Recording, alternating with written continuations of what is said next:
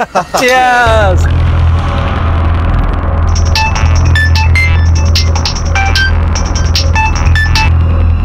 Hello, हाँ आ रहा हूँ। यार ये मेरी बीवी भी ना चैन से पीने नहीं देती भाई। मैं दो चीजों से बहुत डरता हूँ, पहली मेरी बीवी और दूसरा कौन? अरे यार दूसरे को मारो गोली, पहले घर पे जाके बीवी को मनाना पड़ेगा।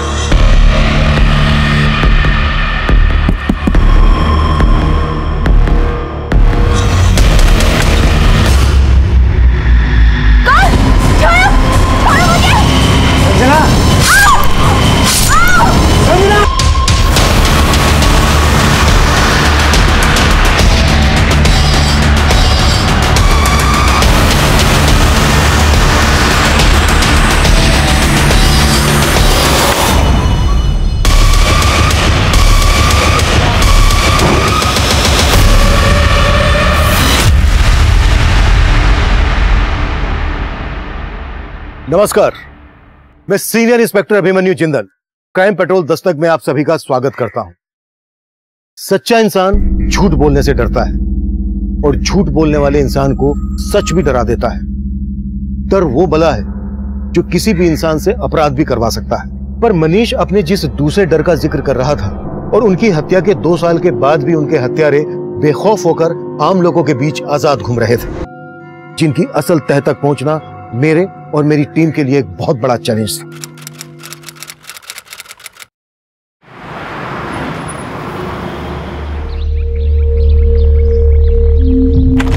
चल शगुफ्ता, कितना टाइम लगाएगी? जल्दी कर यार, लेट हो रही है।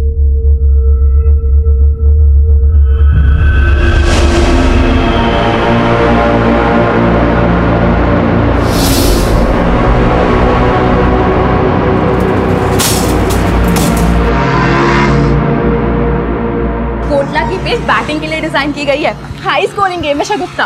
अरे पागल, तू अभी से क्यों एक्साइटेड हो रही है? पहले स्टेडियम तो पहुंच जाए।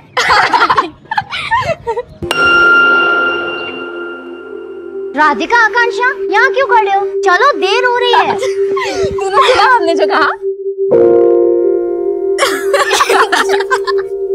हाँ, तो क्या बोल रही थी? अरे हम ये कह रहे थे कि अपना ईयररिंग लगा ले।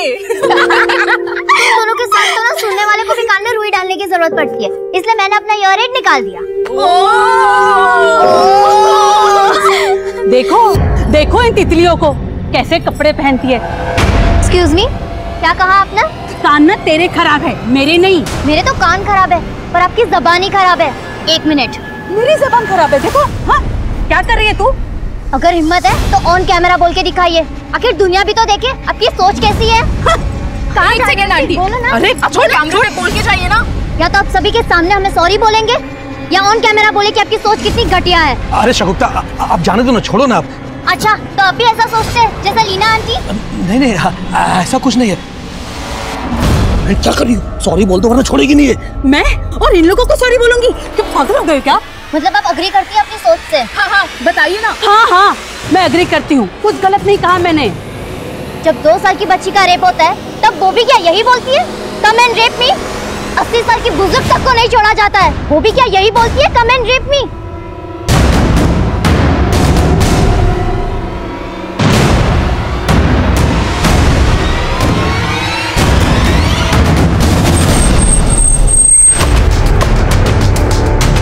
रघुवीर, सेजल, लेट्स गो।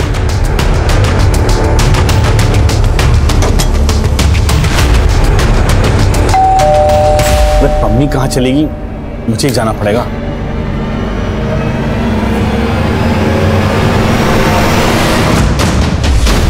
घर के सारे दरवाजे खिड़कियां लॉक कर दो। अरे सर, कौन है आप जो मेरे घर में घुसे चले आ रहे हैं? अरे ये सब ऋषि चोपड़ा, आईटी डिपार्टमेंट। आपके घर का सर्च वारंट। जिस बात का सर्च वारंट? इनकम से ज्यादा संपत्ति। हमारे पास सारा ऑडिट है परमवीर जी। आप प्रोफेशन से कॉलेज प्रोफेसर हैं और प्राइवेट कोचिंग इंस्टीट्यूट भी रन करते हो। यहाँ का लैंडलाइन डिस्कनेक्ट कर दो, जितने भी मोबाइल फोन से सब ले लो। Sir mobile.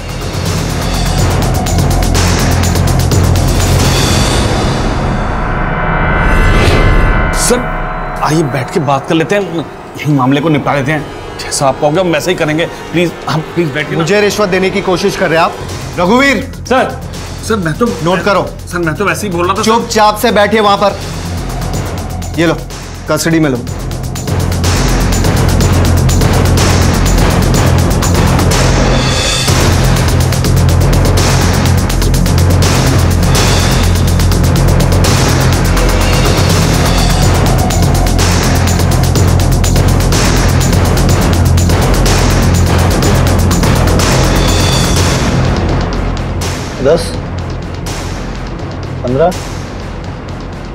रघुवीर, यहाँ के सीसीटीवी का डीवीआर कलेक्ट करो।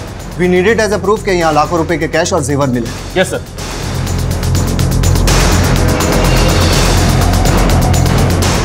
सर यहाँ पे साइन कीजिए प्लीज। सर प्लीज साइन कीजिए। कल सुबह 10 बजे आप मेरे ऑफिस पर रिपोर्ट करेंगे और भागने की कोशिश मत करना, आप पर नजर रखी जा रही है। All of you come.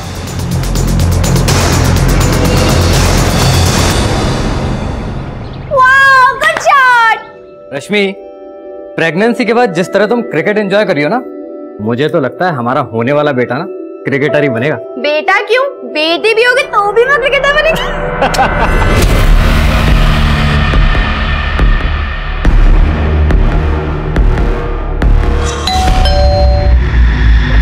मैं बोल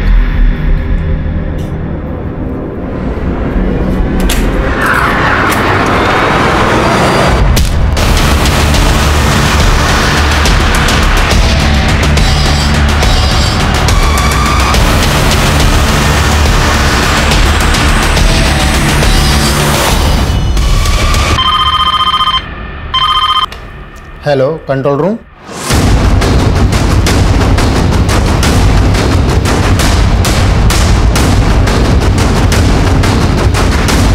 पीछे पीछे पीछे पीछे।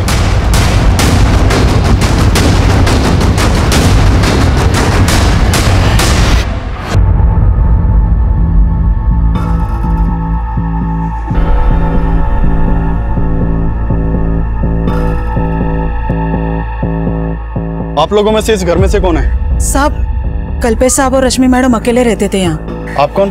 मैं यहाँ साफ सफाई का काम करती हूँ। सर, घर की हालत देख लग रहा है कि शायद मर्डर लूट के इरादे से हुआ। गुप्ता, आते वक्त मैंने बाहर सीसीटीवी देखा था, अंदर डीवीआर चेक करो। सर इनका नाम शीला है और ये इसी घर में मेड का काम करती हैं। सर इन्होंने सबसे पहले इन डेड बॉडीज को देखा था। क्या देखा था? साहब, हर रोज सवेरे 8 बजे मैं यहाँ काम पे आती हूँ। आज सवेरे अब काम पे आई, डोरबेल बजा लेकिन किसी ने दरवाजा नहीं खोला। मैडम ने एक चाबी मेरे पास दे के रखी थी। मैंने उस चाबी से दरवाजा खोला और देखा तो। नाम क्या है तुम्हारे साहब और मैडम का? कल्पेश ठाकुर और रश्मि मैडम। मैडम की तो अगले महीने डिलीवरी होने वाली थी और अचानक से ये कल्पेश ठाकुर करते क्या थे? बिल्डर थे, पंजाबी बाग में उनका ऑफिस है। अच्छा, इनके किसी रिश्तेदार को जानती हो? नहीं सर, मैं किसी को नहीं जानती। सर सीसीटीवी से डीवीआर गायब है, एक भी रिकॉर्डेड फुटेज नहीं है। मतलब क्रिमिनल्स पूरी प्लानिंग के साथ आए थे और कुछ मिला? नहीं सर, पूरा घर अस्त व्यस्त है। ऐसा लग रहा है जैसे सब कुछ लूट कर ले गए। मैंने अंदर बेडरूम में देखा, बेडरूम के बेड पर जो गद्दा है उसे शायद उसे फाड़ा गया है।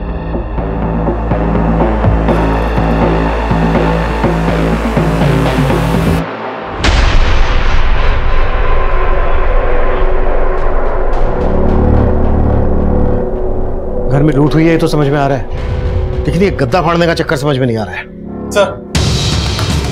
सर कल्पेश ठाकुर की कंपनी का विजिटिंग कार्ड मिला है।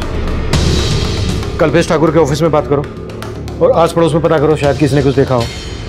क्रिमिनल्स घर के सीसीटीवी का डीवीआर निकाल कर ले गए हैं।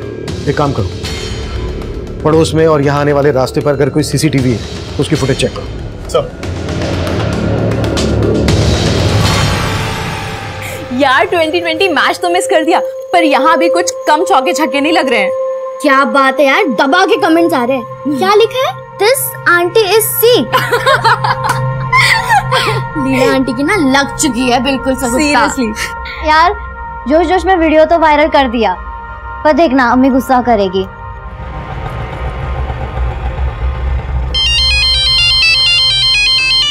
लाइए मैम 200 रुपए। 200 रुपए? भैया केशवपुरम से ना रोज आते जाती हूँ, 80 रुपए से ज्यादा नहीं लगता। अरे मैडम कहाँ जी रहे हैं 80 रुपए के जमाने में, 200 रुपए बनते हैं, लाइए 200 रुपए दीजिए। ऐसे कैसे दे दूं 200 रुपए? ये पकड़ो 100 रुपए और 20 रुपए वापस करो, वरना पुलिस को बुलवाऊंगी और धोखाधड़ी के चक्कर में अंदर करवा दूंगी। ये लीजिए अपने 20 रुपए। समझ सकता हूँ हर कोई अपने एरिया में चौड़ा होता है। क्या?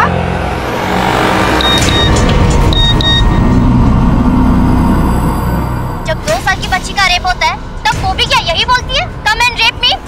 80 साल की बुजुर्ग तक को नहीं छोड़ा जाता है। कहीं मुंह दिखाने लायक छोड़ा नहीं तुमने, यार जरूरत थी ऐसा मोबाइल में बोलने की?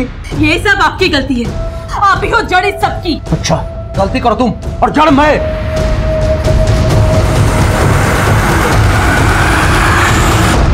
मैं जानती हूँ शगुफ्ता कि वो कैसी औरत है, पर बेटा कीचड़ में पत्थर मारेंगे तो कीचड़ तो हम पर ही आएगा ना। पर अम्मी उन्हें आईना दिखाना भी जरूरी था, वो हमेशा ऐसा करती है और इस बार मुझसे रहा नहीं गया। और ये देखिए अम्मी, सब हमें सपोर्ट कर रहे हैं और उन्हें क्रिटिसाइज। बेटा अभी तो क्रिटिसाइज कर रहे हैं, पर जरूरत पड़ने पर ना कोई हमारे साथ खड़ा नहीं होगा। मैं मानती हूँ कि अपने राइट्स के लिए लड़ना अच्छी बात है, पर बेटा ऐसे किसी का तमाशा नहीं बनाना चाहिए ना। चलो फटाफट डिलीट करो ये वीडियो। पर अम्मी चलो।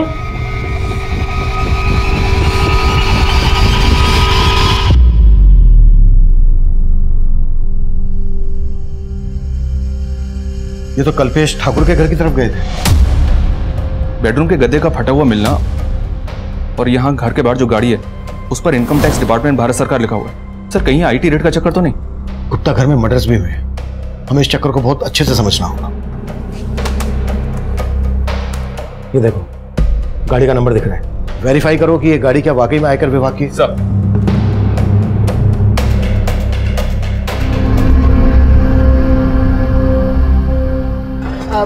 भैया वो चलेंगे? अरे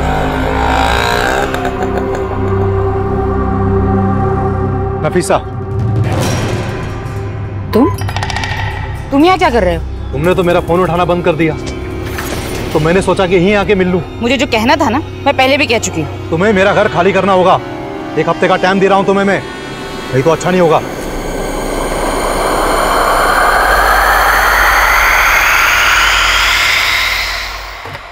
मैं कम सर? यस कम इन। सर मैंने गाड़ी के उस नंबर को वेरीफाई किया, नंबर फेक है। मतलब क्लियर हो गया है कि क्रिमिनल गवर्नमेंट ऑफिसर बनकर आए और उन्होंने मर्डर और लूट को अंजाम दिया। मैं कम इन सर? कम इन।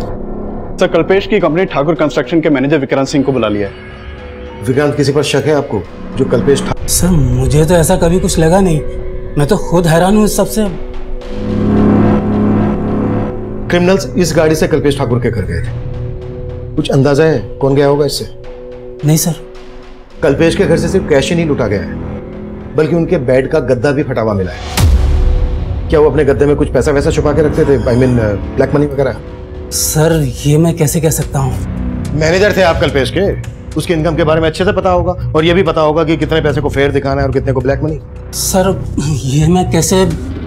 अगर कुछ भी छुपाया ना हमसे तो बाद में भारी पड़ सकता है। सर आप सही कह रहे हैं, कल्पेश सर टैक्स की काफी चोरी किया करते थे, बहुत ज्यादा ब्लैक मनी थी उनके पास में, लेकिन सर वो थे बहुत जुगाड़ू, ले दे के कैसे भी एडजस्ट कर लिया करते थे। पहुंचा देना अनिल जी के। सर टैक्स की चोरी तो सभी करते हैं, लेकिन वो हद से ज्यादा करप्ट थे और इसीलिए मैं उनकी जॉब छोड़ने वाला था। 5 साल से वहां काम कर रहे थे और मर्डर होते ही जॉब भी छोड़ने लगे। लेकिन सर समझ रहा हूं मैं क्या कहना चाह रहे हो। अब हमें यह बताओ कि कल्पेश की फैमिली में कौन कौन है?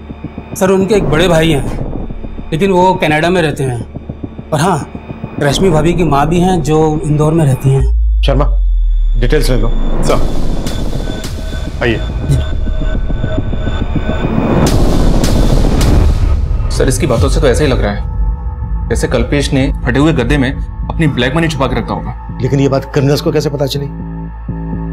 शबरी इसमें आईटी ऑफिसर्स इन्वॉल्व है। गुप्ता आईटी डिपार्टमेंट से कल्पेश के केस को समझाओ। सर क्या बात है अम्मी, 10 बजे और अभी तक आप बिस्तर में? तबीयत तो ठीक है ना? अरे कुछ नहीं बेटा, बस थोड़ी सी हरारत हो रही थी। अच्छा हुआ तूने याद दिला दिया, मुझे जाना है, क्लाइंट के साथ ना एक मीटिंग है मेरी। तबीयत ठीक नहीं तो आराम कर लीजिए। बेटा आराम की फुर्सत कहाँ है? हाँ पर अम्मी अब मैं भी आपका हाथ बटाना चाहती हूँ। आकांक्षा ने मुझे बताया था एक पार्ट टाइम जॉब के बारे में, कॉलेज के साथ साथ वो भी कर लूंगी। नहीं बेटा, इस सब की कोई जरूरत नहीं है। तू बस अपनी पढ़ाई पर ध्यान दे, बाकी सब मैं संभाल लूंगी।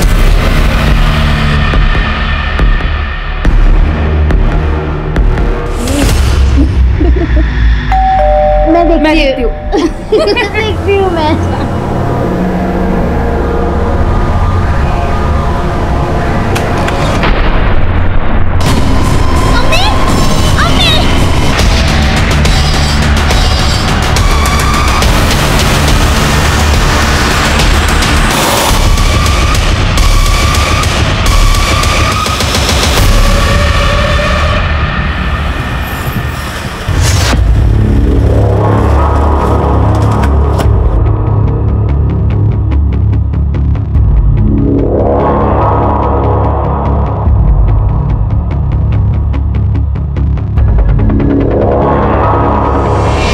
कल्पेश ठाकुर कंपनी का मालिक। हाँ, मैं उसे बहुत अच्छे से जानता हूँ। इस कल्पेश के बारे में और क्या क्या जानते हैं, क्या मैं जान सकता हूँ? एक नंबर का करप्ट बिजनेसमैन था वो। उस जैसे टैक्स पेयर पर हमारी हमेशा नजर रहती थी। टैक्स चोरी के अलावा कुछ और सोचता ही नहीं था। वो हमारी रडार पर बहुत दिनों से था और हमने उसके यहाँ रेड भी प्लान किया था अगले हफ्ते। अगले हफ्ते? हाँ। अगर आपने अगले हफ्ते रेड प्लान की थी तो फिर ये लोग कौन हो सकते हैं? ये देखिए, वो लोग भारत सरकार की गाड़ी में आए थे। गाड़ी का नंबर फेक है, but we are pretty sure घर से सब कुछ लूट के ले गए, यहां तक कि बेडरूम का गद्दा भी फटा हुआ था। मैं इनके बारे में कुछ नहीं जानता, लेकिन हमें पता चला है कि कल्पेश सिर्फ टैक्स चोरी नहीं करता था बल्कि रिश्वत भी देता था। कहीं ऐसा तो नहीं इस इल्लीगल लेन देन की वजह से डिपार्टमेंट में कोई झगड़ा? आप कहना क्या चाहते हैं ऑफिसर? मेरे डिपार्टमेंट में ऐसा कुछ भी नहीं होता है। तो हो सकता है कि आपके डिपार्टमेंट से इंफॉर्मेशन लीक हुई कि आप कल्पेश के घर पे रेड मारने वाले हैं और इसी बात का उन क्रिमिनल्स ने फायदा उठा के ये कांड कर दिया। ये सब बातें बहुत ही कॉन्फिडेंशियल होती हैं officer, and I am sure कि मेरे डिपार्टमेंट से ऐसा कुछ लीक हो ही नहीं सकता।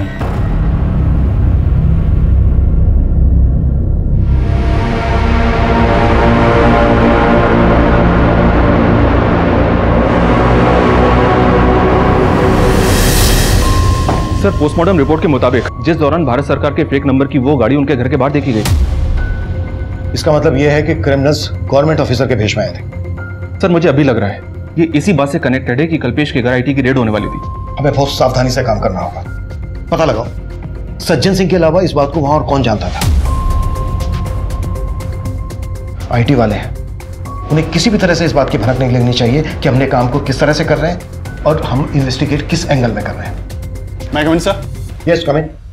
सर, मैंने कल्पेश के घर के बाहर की पिछले कुछ दिनों की एक्टिविटीज चेक की। वारदात से एक दिन पहले वहां के सीसीटीवी में कुछ सस्पिशियस नोटिस किया मैंने। ये वहां का फुटेज है सर।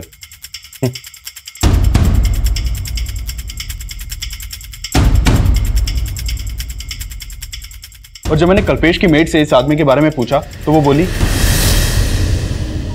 सब मुझे पता नहीं ये कौन है। लेकिन ये आदमी आपको देख के वापस जाने लगा। आपको कुछ अजीब नहीं लगा? तब लगा था, लेकिन मैंने इतना ध्यान नहीं दिया। सर, ये आदमी क्राइम से एक दिन पहले घर के बाहर देखा गया है। क्या ये वाकई में पॉसिबल है कि ये आदमी उन क्रिमिनल से कनेक्टेड होगा? अब तक हम इस केस को सिर्फ आईटी से कनेक्ट कर रहे हैं।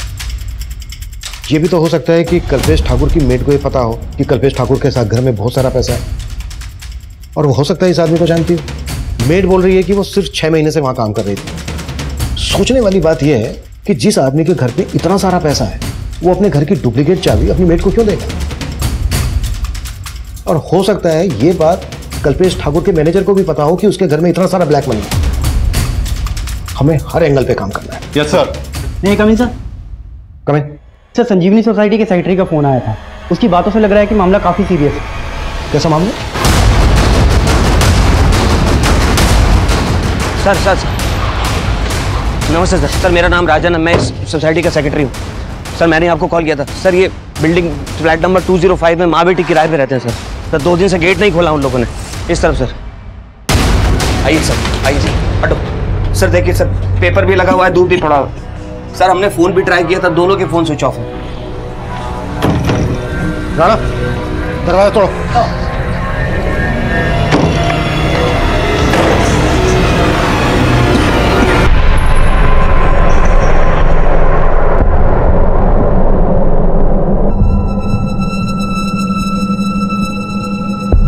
गुप्ता सर, बहुत ही ब्रूटल मर्डर है। ऐसा लग रहा है किसी ने गहरी दुश्मनी निकाली है इनसे। सर मैं लूट के भी साइन है सर।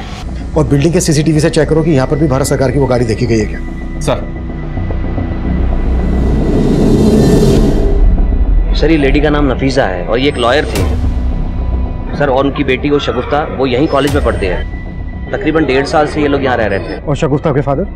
सर वैसे उनको कहीं देखा नहीं, शायद वो विडो थी। फ्लैट का मालिक कौन है? सर मंजीत सिंह, ये संत नगर में रहते हैं।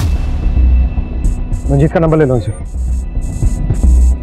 और किस किस का आना जाना था? सर शगुफ्ता की 2 फ्रेंड्स है, आकांक्षा और राधिका। ज्यादातर वो ही यहाँ आती जाती रहती है। पिछले 2 दिन में किसी को देखा था आते जाते?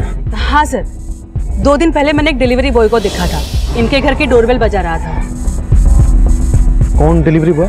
वो मुझे नहीं मालूम सर। सर पूरी बिल्डिंग की सीसीटीवी खराब है और बिल्डिंग में 1 हफ्ते से सिक्योरिटी गार्ड भी नहीं है।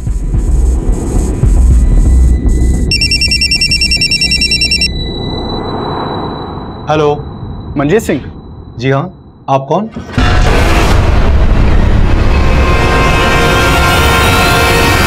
गुप्ता सर, ये कल्पेश के मेट क्यों है जरा पता करो। सर नफीसा शगुफ्ता जिस फ्लैट में रहती थी उसके मकान मालिक मंजीत सिंह से मेरी बात हुई। ठीक है, उसको थाने बुला लो। और उसकी नेबर शगुफ्ता की फ्रेंड्स के बारे में बता रही थी कि उनका भी यहाँ आना जाना था, उनके बारे में पता करो। सर मेरा वहाँ आना जाना कम ही होता था। वो फ्लैट मैंने किराए पे चढ़ाने के लिए ही खरीदा था। शगुफ्ता और नफीसा के पड़ोसी कैसे थे? मतलब उनका किसी के साथ कोई लड़ाई झगड़ा होता होगा तो आपको पता चल ही जाता होगा। सर कईयों से उनके लड़ाई झगड़े थे। वो लोग तो चाहते थे कि मैं उन्हें वहां से निकाल दूं। कई कंप्लेंट आती थी सर उनकी। कैसी कंप्लेंट? और कौन करता था? सर मुझे वहां के सेक्रेटरी सब कुछ बताते थे। सर वहां के लोगों को उनसे बहुत प्रॉब्लम थी।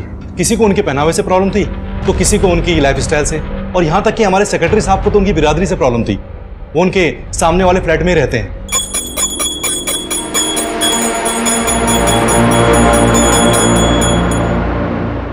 ये लोग कैसे हैं, क्या खाते हैं? जहन्नुम बना रखी जगह। अगर ये मांस मच्छी खानी है ना तो अपने घर में खाओ, ये कचरा गंदगी यहाँ नहीं चलेगा। 1 मिनट अंकल। क्या 1 मिनट? एक तो इतना साउंड बढ़ा रखा है कि पूरी सोसाइटी बहरी हो जाए। सॉरी अंकल, मैंने ईयररिंग नहीं लगा रखा था। What sorry? ये तमाशा बंद करो मुझे। ये कचरा कौन उठाएगा, तुम या तुम्हारी माँ? तमीज से बात कीजिए अंकल। अब तमीज तो तुम्हें मैं सिखाऊंगा तुम्हारे ही अंदाज में। करता हूँ तुम्हारे लैंडलॉर्ड को फोन और निकलवाता हूँ तुम माँ बेटी को यहाँ से बाहर। तू देख। हाँ राजन भैया। मंजीत भाई, हमारी बिरादरी वाले होकर आपने ये किसको किराए पे घर दे दिया अपना? आप इनको बाहर निकालो अभी के अभी। हमारी बिरादरी वाले किराएदार नहीं मिल रहे आपको क्या? सर ये आए दिन की टेंशन थी, पर मैं उन्हें ऐसे कैसे निकाल सकता था? सर मैं तो इन सब बातों को मानता भी नहीं हूँ। साहब मैं उस बिल्डिंग में और आसपास के बिल्डिंग में कई फ्लैट्स में काम करती हूँ। शगुफ्ता और नफीसा के यहाँ भी काम करती हो? नहीं साहब, मैं उनको जानती तक नहीं। तो उनकी बिल्डिंग में किसके यहाँ काम करती हो? मैं लीना मैडम के यहाँ काम करती हूँ, जो 3रे माले पे रहती है। पर ये तो तुम्हें पता ही होगा ना कि तुम्हारे कल्पेश सेठ के घर में कितना पैसा था। कहीं इस बारे में उन क्रिमिनल्स को तुमने तो नहीं बताया था? नहीं साहब, मैं पहले ही बता चुकी है, आप मुझ पे बेकार में शक कर रहे। सर मैंने संजीवनी बिल्डिंग के पास वाली बिल्डिंग के सीसीटीवी फुटेज भी चेक किए, लेकिन भारत सरकार के टैग वाली ऐसी कोई भी गाड़ी नहीं दिखाई दी जैसी कल्पेश के घर के बाहर देखी गई थी। और शगुफ्ता की मां नफीसा भी एक मामूली लॉयर थी, किराए के फ्लैट में रहती थी, उसकी ज्यादा इनकम भी नहीं थी। सर माना दोनों केस सेम एरिया के हैं, लेकिन हो सकता है कि कल्पेश के मर्डर का एमओ इस्तेमाल करके नफीसा और शगुफ्ता दोनों को मारा गया हो। कल्पेश की मेड दोनों केसेस में कॉमन है। लेकिन सर मेड के खिलाफ तो फिलहाल कुछ नहीं मिला, और न ही कल्पेश के मैनेजर विक्रांत के खिलाफ। आईटी डिपार्टमेंट से कोई इंफॉर्मेशन? तो हमारे इन्फॉर्मर वहां भी लगे हुए हैं।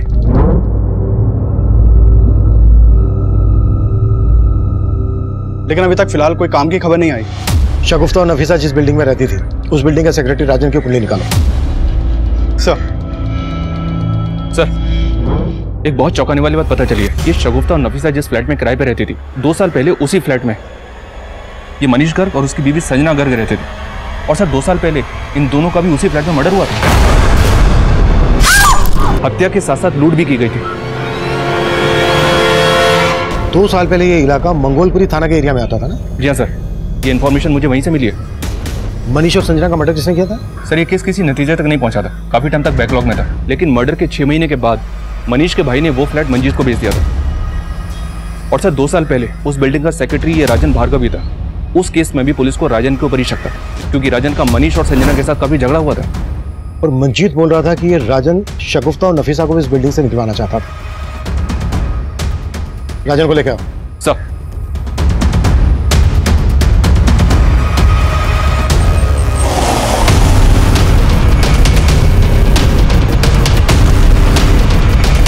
तो तू चाहता ही नहीं था कि कोई तेरे पड़ोस में रहे। शगुफ्ता और उसकी माँ की बिरादरी से प्रॉब्लम थी तुझे, पर मनीष और उसकी पत्नी संजना को क्यों मारा? सर मैंने कुछ भी नहीं किया सर, और उस केस से तो मुझे पहले ही भरी किया जा चुका है। लेकिन हम पूरी तरह से अच्छे से तेरी आरती उतारेंगे। क्या क्या कांड किया तूने? सर मैंने कुछ नहीं किया सर, मैं सच बोल रहा हूँ। सब कुछ बहुत ही प्लानिंग के साथ किया तूने। पहले सिक्योरिटी गार्ड को निकाला, जानबूझकर बिल्डिंग के सीसीटीवी ठीक नहीं करवाए ताकि ये कांड कर सके, है ना? आप गलत सोच रहे सर। सर सीसीटीवी फंड की वजह से नहीं हो पाया। आप चाहे तो सोसाइटी का अकाउंट चेक कर सकते हैं। ये सब गणित तो इसलिए जोड़ रहा था ताकि बाद में सफाई में पेश कर सके। नहीं सर, आप गलत शक कर रहे हैं मुझ पर। सर आप लीना और उसके पति को देखिए। सर मुझसे ज्यादा प्रॉब्लम तो उन दोनों को थी। और उस दिन सर आपसे वो कह रही थी कि उसने डिलीवरी बॉय को देखा। सर मैं पड़ोस में रहता हूँ, मैंने नहीं देखा, उसने देख लिया। सर वो साफ झूठ बोल रही। लीना क्यों झूठ बोलेगी? क्योंकि सर शगुफ्ता और उसकी फ्रेंड्स ने उसका वीडियो वायरल कर दिया था। कैसा वीडियो? जब 2 साल की बच्ची का रेप होता है तब वो भी क्या यही बोलती है, कम एंड रेप मी? 80 साल की बुजुर्ग तक को नहीं छोड़ा जाता है। ये वीडियो सोशल मीडिया पे काफी टाइम से वायरल है और लीना के अगेंस्ट काफी कमेंट्स भी किए गए थे। सर ये लीना वही औरत है जिसके घर में वही मेड काम करती है जो कल्पेश के घर पे करती थी।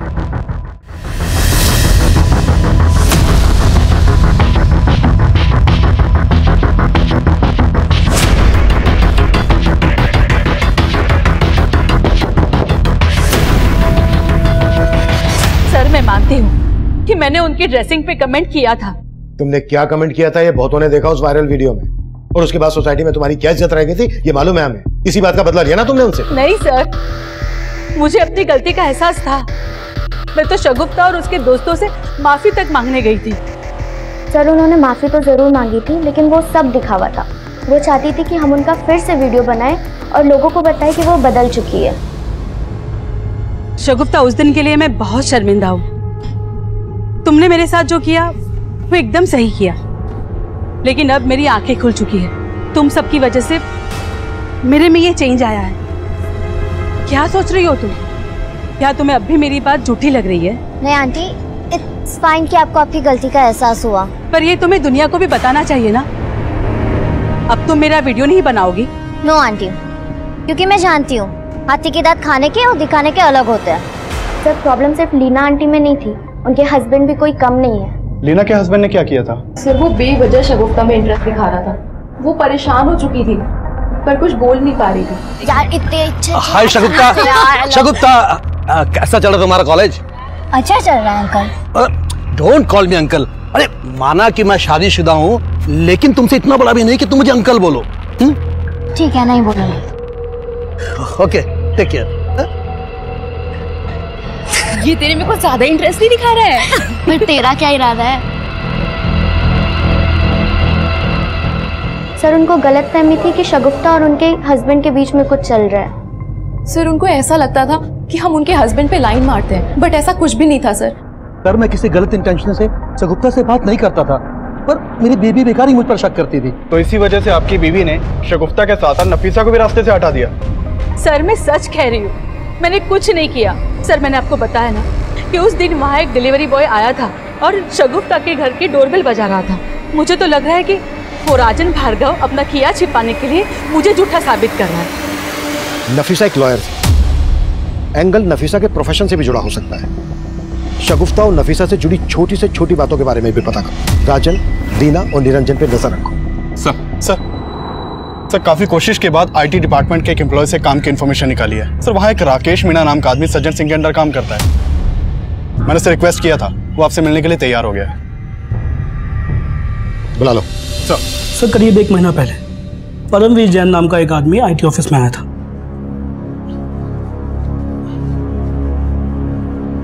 एक्सक्यूज मी सर, ऋषि चोपड़ा जी से मिलना था। 10 बजे का टाइम दिया था मिलने के लिए। Rishi Chopra IT department. Excuse sir, क्या हुआ? सर वो आईटी इंस्पेक्टर ऋषि चोपड़ा जी ने सम्मन दिया था और कहा था कि कल 10 बजे ऑफिस में आकर मिले। ऋषि चोपड़ा? जी सर।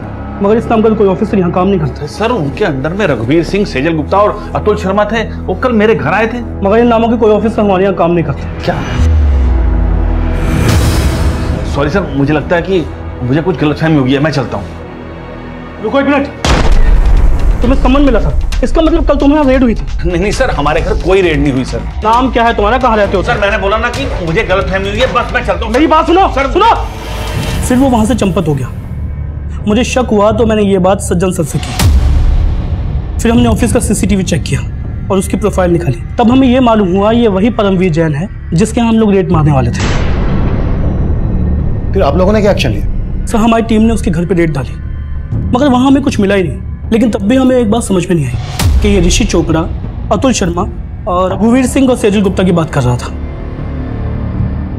आप हमें परमवीर जैन का नंबर और एड्रेस दे सकते हैं? Sure sir. Thank you. मैं कम इन सर? यस कम इन। सर मैंने नफीसा और शगुफ्ता के कॉल रिकॉर्ड चेक किए। शगुफ्ता को आखिरी कॉल एक विल कोरियर कंपनी की तरफ से आया था। दरअसल शगुफ्ता ने अपने लिए एयर एड ऑर्डर किया हुआ था और ये डिलीवरी उसी दिन होने वाली थी जिस दिन उन दोनों का मर्डर हुआ था। सर मैंने डिलीवरी बॉय को यहाँ बुलवा लिया है। गुड। और सर नफीसा के कॉल रिकॉर्ड से ये सामने आया कि नफीसा के अपने मकान मालिक मंजीत सिंह के साथ लगभग रोजाना बातचीत होती थी। अफेयर का एंगल? सर हो सकता है। ठीक है, इस मंजीत के बारे में सब कुछ पता करो। सर।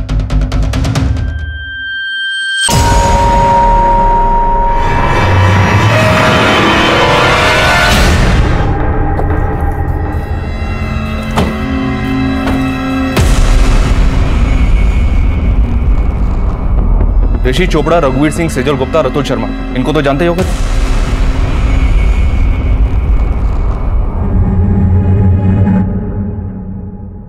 नहीं सर, मैंने नहीं जानता। अच्छा, अगर नहीं जानते तो फिर इन लोगों ने तुम्हें 17 मार्च को आईटी डिपार्टमेंट में आने का समन क्यों दिया था? सर लगता है आपको कोई गलतफहमी हुई है। धर्मवीर, हम एक मर्डर केस इन्वेस्टिगेट कर रहे हैं। अगर कुछ भी जानते हो तो बता दो हमें, नहीं तो बुरे फंस सकते हो तुम, समझे? सर दरअसल वो 16 मार्च को हमारे घर आए थे और कह रहे थे कि वो आईटी डिपार्टमेंट से हैं। और फिर उन लोगों ने यहाँ रेड की? हाँ सर, और अगले दिन जब मैं आईटी डिपार्टमेंट गया तो पता चला कि उन लोगों का इस डिपार्टमेंट से कोई लेना देना ही नहीं है। सर वो लोग बेवकूफ बनाकर हमारे घर से सब सामान लूट कर ले गए और यहाँ तक कि सीसीटीवी कैमरे के डीआरएस भी निकाल कर ले गए। और तुमने पुलिस को इन्फॉर्म तक नहीं किया, इसलिए ना क्योंकि तुम जानते थे कि वो लोग तुम्हारी ब्लैक मनी लूट कर ले गए? जी सर, लेकिन सर उसके बाद मैंने कसम खाई कि कभी भी टैक्सी चोरी नहीं करूंगा। वो चारों दिखते कैसे थे? सर 4 नहीं, वो 5 थे। 5? जी सर, एक बार गाड़ी के पास खड़ा था। गाड़ी पे क्या लगा था? आरएसआर का? जी सर। उन सबके स्केच बनवा सकते हो तुम? सर बात तो बहुत पुरानी है लेकिन उनके चेहरे नहीं भूल सकता मैं। हाँ सर, उस दिन मैं वहाँ सगुप्ता जैदी के यहाँ एक पार्सल डिलीवर करने गया था। सर मैं काफी देर तक डोरबेल बजाता रहा लेकिन किसी ने दरवाजा खोला नहीं। सर तुम वहाँ 28 अप्रैल को गए थे, टाइम याद है तुम्हें? साहब करीब सुबह के 11 बज रहे होंगे सर। पोस्टमार्टम रिपोर्ट के मुताबिक 28 अप्रैल को करीबन इसी समय शगुफ्ता और उसकी मां का मर्डर हुआ था। कहीं तुम कुछ छुपा तो नहीं रहे हो? नहीं सर, मैं कुछ नहीं छुपा रहा सर।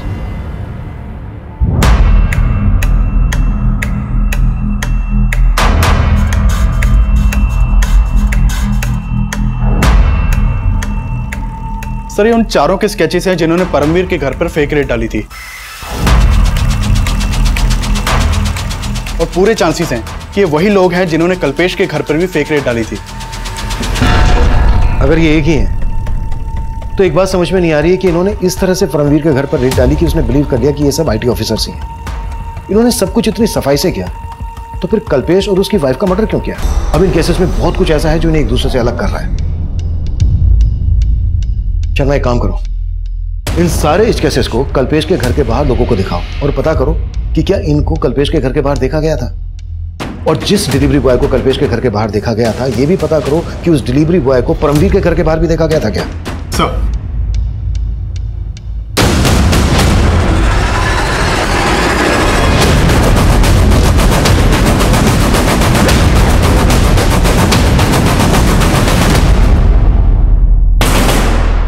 सर आपका अंदाजा सही था। परमवीर के घर जिस दिन फेक रेड हुई उसके एक दिन पहले ये आदमी परमवीर के घर नजर आया था और इस बार ये आदमी पोस्टमैन के कपड़ों में है।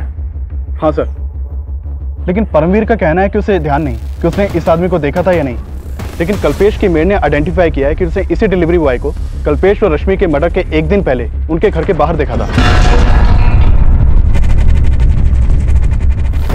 मतलब ये आदमी अपने गैंग के लिए रेड से पहले रैकी करता था। बाकी के उन 5 के बारे में कुछ पता चला? नहीं सर, उनका कहीं कोई क्रिमिनल रिकॉर्ड नहीं मिला। शगुफ्ता और नफीसा के घर के बाहर जो डिलीवरी बॉय देखा गया, चेक करो उस डिलीवरी बॉय का इस सबसे कोई कनेक्शन है क्या?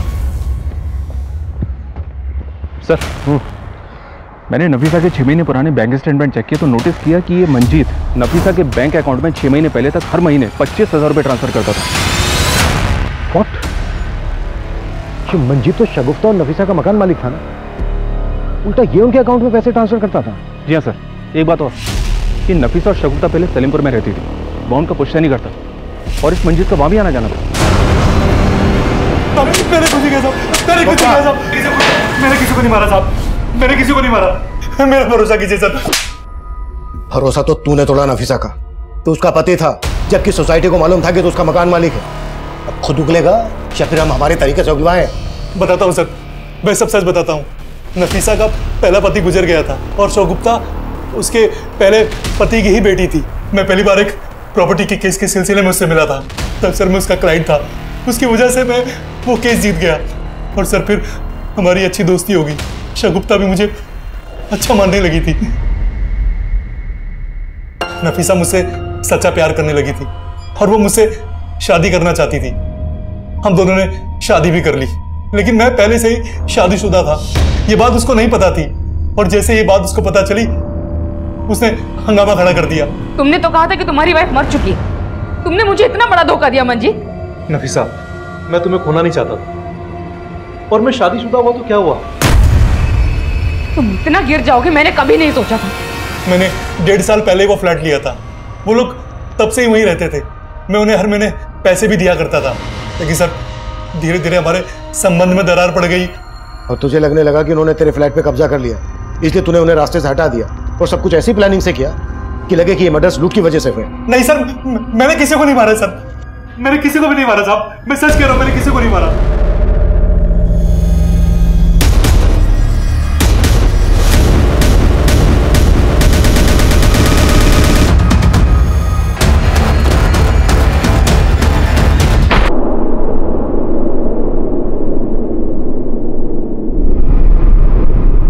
सर ये तो वही आदमी लग रहा है जो उस दिन परमवीर और कल्पेश के घर के बाहर देखा गया था। ये देखिए। इस लाश के मिलने के बाद हमें लगा हम बाकी के क्रिमिनल्स तक पहुंच जाएंगे। इस लाश की फोटो और बाकी के 4 क्रिमिनल्स के स्केचेस हमने दिल्ली के सभी थानों में सर्कुलेट किए, लेकिन कोई सफलता हमारे हाथ नहीं लगी।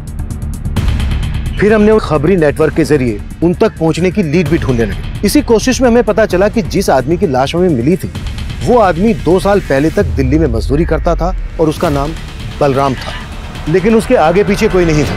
बलराम के जानने वालों से हमें उसका मोबाइल नंबर मिला, उसके कॉल रिकॉर्ड से इस केस में हमें एक अहम लीड मिली, लेकिन हमारी ये कोशिश भी अधूरी साबित होने वाली थी।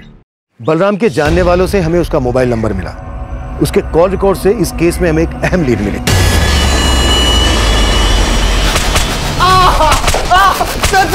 सर बता दो शर्मा, सर मानता हूँ कि हम परमवीर के घर पे गए थे और फेक आईटी ऑफिसर बनके हमने वहां लूट की। ऋषि चोपड़ा, आईटी डिपार्टमेंट।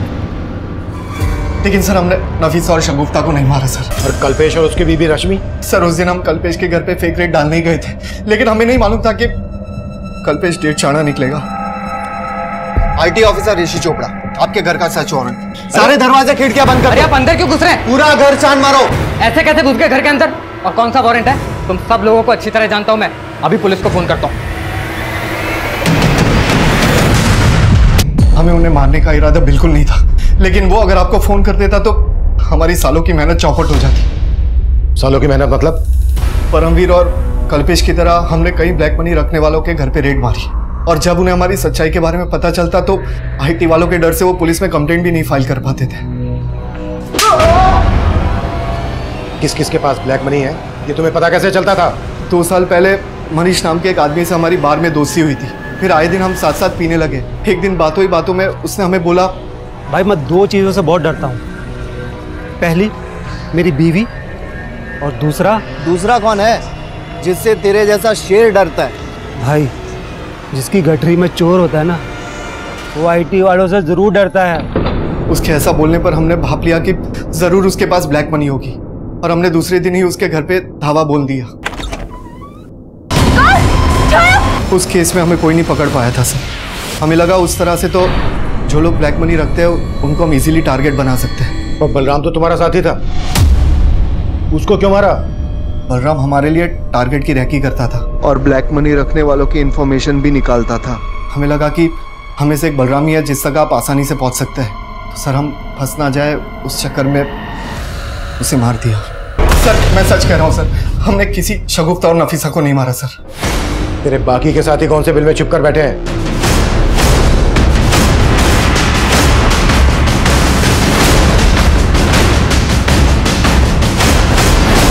फिर हमने इस केस को रिविजिट किया, शगुफ्ता और नफीसा से जुड़ी छोटी से छोटी पुरानी से पुरानी बातों के बारे में पता करना शुरू किया और हमें एक लीड मिली। सर करीब 2 महीने पहले मैं और शगुफ्ता मार्केट जा रहे थे, तब अचानक से 2 आदमी हमारे सामने आ गए। ये क्या तरीका है? अभी तक तुम्हारी अम्मी ने हमारे पैसे नहीं दिए। राजू भैया, आपने अपना काम पूरा किया होता तो पैसे देते ना। मुझे पूरे पैसे चाहिए, बोल देना अपनी अम्मी को, वरना अच्छा नहीं होगा, समझी? सर बताता हूँ साहब, मैं जब उनके घर में काम कर रहा था तो मुझे एक दूसरा बड़ा काम मिल गया था। उसका सेट पैसे भी अच्छे दे रहा था सर। मैंने सोचा मैं पहले सेट का काम खत्म कर देता हूँ और बाद में इनका काम कर दूंगा, लेकिन साहब उन्होंने वो काम दूसरे कारीगर से करवा लिया और उन्होंने मेरा बाकी का 6000 भी नहीं दिया।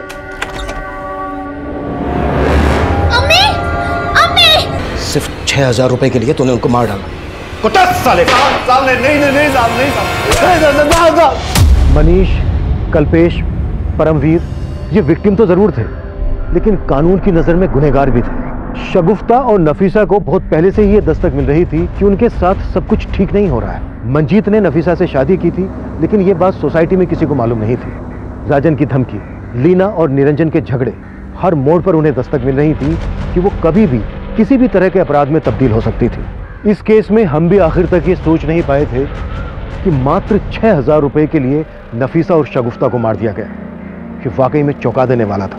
अब मैं सीनियर इंस्पेक्टर अभिमन्यु जिंदल आप लोगों से विदा लेता हूं। आपसे फिर मुलाकात होगी एक नए केस के साथ।